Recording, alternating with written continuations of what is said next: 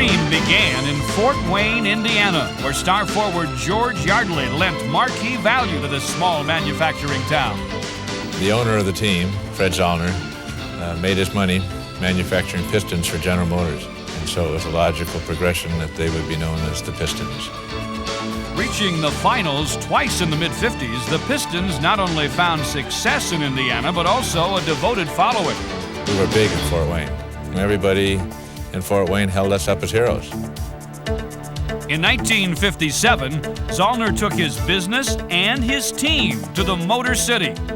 But though they would eventually find a new hero in Dave Bing, the Pistons could not seem to recapture their winning way. The frustration is when you don't win. You know, every April, I'm home sitting watching the playoffs, and that's no fun at all because I know in my heart I'm better than most of the guys that are out there playing. Even the addition of franchise center Bob Lanier in 1970 could not save the Pistons from languishing in mediocrity. And despite his valiant efforts, Detroit's frustration continued to grow. Resorting to a series of ill-fated coaching changes, the Pistons hit rock bottom in 1979. It was apparent that a drastic change was needed. I feel I played a little part in the success of the Pistons, a little part. Because I told Bill Davidson when he fired me, I said, Bill, you have to get leadership in the front office. You have to have somebody there that has a tremendous basketball background to make the everyday basketball decisions. The basketball architect of the world champion Detroit Pistons, he put this team together. General manager McCloskey. You know, when I arrived there, it wasn't too good. 16 wins is not a very credible record. You know, we sat down, we talked, and we felt, okay, this is an expansion team. We've got to start clean house right from the beginning. And we got back in the draft and started to get things going. In the 1981 draft, McCloskey would find the cornerstone around which he would construct his master plan. When Isaiah became available, you know, I felt this was a very, very special kind of player. Isaiah by Lever and Valentine still has the dribble right side. Way down to the floor. Hucks in the lane. Got it! Little guy, big heart, great leadership. The things that he had inside him, you know, aren't usually abundant in this league or in any profession.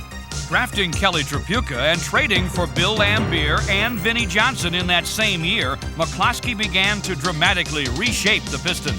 I had some young players and some veteran players, and everybody had the same goal, and that was to get better, and we did. With their young nucleus in place, the Pistons did improve, but they were still in need of a guiding force. Somebody's got to coach him, and coach him he did. The winningest coach in franchise history, Chuck Daly. Coaching in the NBA is a little bit like flying an airplane. You got to get it off the ground. You got to fly it through a lot of turbulence, a lot of miles, but you got to land the plane. Landing is getting into the playoffs and going as far as you can go. With Daly at the helm, Detroit made it back to the playoffs for the first time in 7 years. King went for the steal. Isaiah, three-point attempt. He's got it! But their postseason performances were marked more by individual achievement Vinnie Johnson again than by team success. Just one of the most incredible shots you'll ever see in a pressure situation.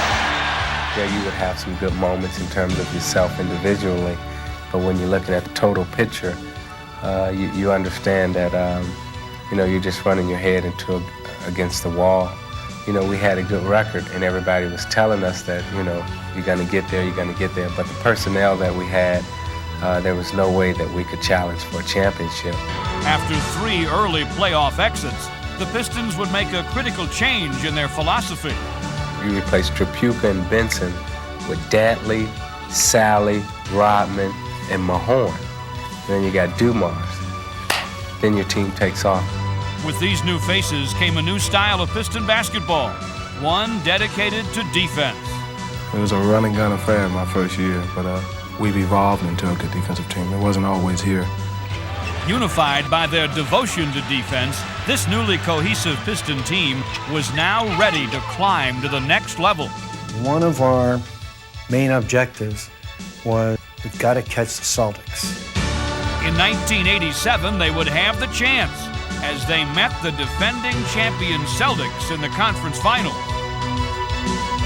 But though they would give Boston all they could handle, battling them to a standstill for 7 physical games, Detroit ultimately found that they still had a few lessons to learn about the often treacherous postseason. Now there's a steal by Bird.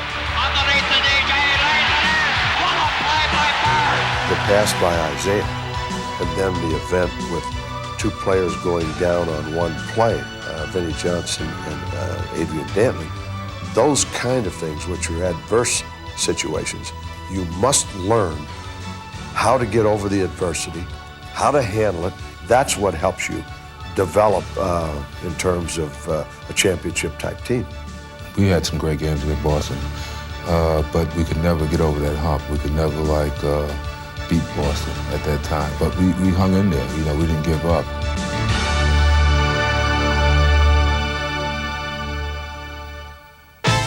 As the 1988 season began, a more mature Piston team was ready to put their experience to use.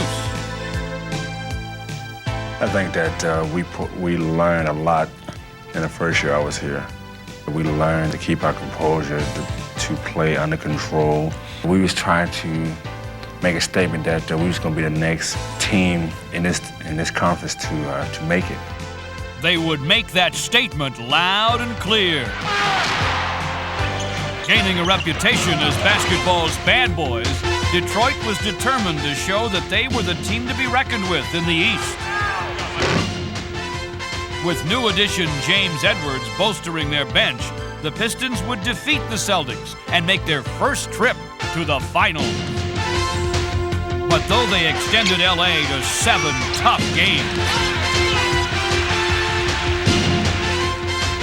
the defending champion Lakers would teach them one final lesson. You must learn how long you have to play. The first time you do it, you're just begging for it to be over. After the first time, then you understand the process, and you can more or less program them up. Yeah, we're going to go to the finals, and we'll be playing in June. 1989 would bring the acquisition of high-scoring forward Mark Aguirre and a second straight berth in the finals. This time, however, their postseason education was over.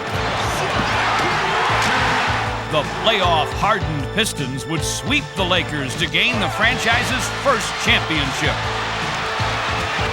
Their evolution was finally complete. There have been a few of us around for so long that have basically shaped the style and character of our ball club, and I happen to be part of it. Makes me very proud. This one is for the fans of Detroit.